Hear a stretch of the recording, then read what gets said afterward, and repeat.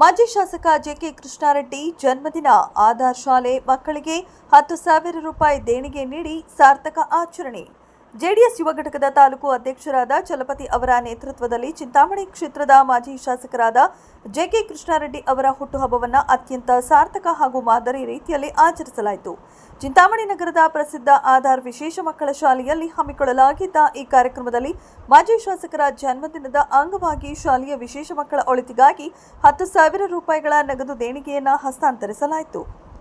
ಹುಟ್ಟುಹಬ್ಬದ ಹೆಸರಿನಲ್ಲಿ ಅನಗತ್ಯ ಖರ್ಚು ಮಾಡದೆ ಸಮಾಜದ ಮುಖ್ಯವಾಹಿನಿಯಿಂದ ದೂರವಿರುವ ವಿಶೇಷ ಮಕ್ಕಳ ಶಾಲಾ ನೆರವಿಗೆ ಧಾರವಿಸುವುದು ಸಾರ್ವಜನಿಕ ವಲಯದಲ್ಲಿ ಭಾರಿ ಮೆಚ್ಚುಗೆಗೆ ಪಾತ್ರವಾಗಿದೆ.